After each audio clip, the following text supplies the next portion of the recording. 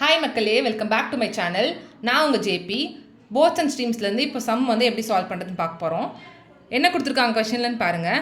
The ratio of the speeds of boats A to B in still water is 5:3 கொடுத்துருக்காங்க. A is to B in still water நான் வந்து boat speed வந்து பார்த்தீங்கன்னா 5:3 ரேஷியோவில் கொடுத்துருக்காங்க. நான் இதை 5x 3xன்னு எடுத்துக்கிறேன். ஓகேவா? இப்போ அப்புறம் என்ன கொடுத்துருக்காங்கன்னு பாருங்கள்.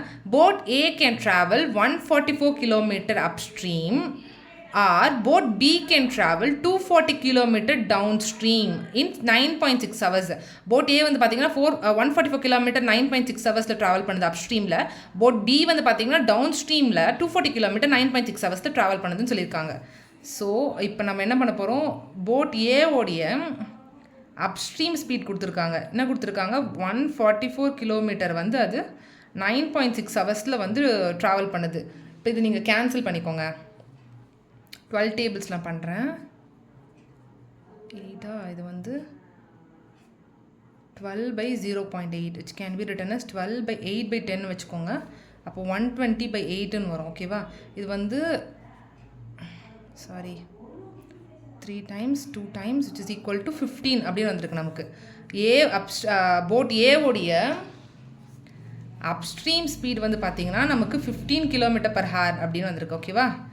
நெக்ஸ்ட் என்ன கொடுத்துருக்காங்க, பி வந்து டவுன் ஸ்ட்ரீம் போது 240 கிலோமீட்டர் எடுத்துக்குது 9.6 ஹவர்ஸில்.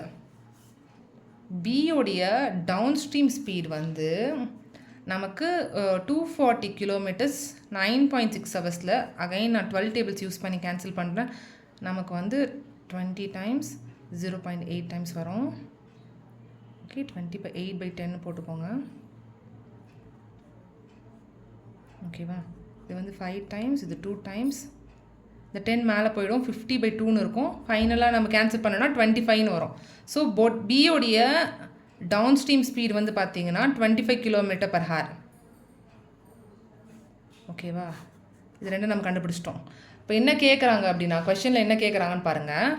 Find the speed of the boat A in still water. Boat ஏவோடைய ஸ்டில் வாட்டர் ஸ்பீட் கேட்குறாங்க. இப்போ நமக்கு என்ன தெரியும், போட் ஏவோடைய அப்ஸ்ட்ரீம் ஸ்பீட் தெரியும். அப்போ போட் ஏவோடைய upstream speed can be written as, அப்ஸ்ட்ரீம்னா நம்ம என்ன எழுதுவோம், அப்ஸ்ட்ரீம்னா என்ன எழுதுவோம்,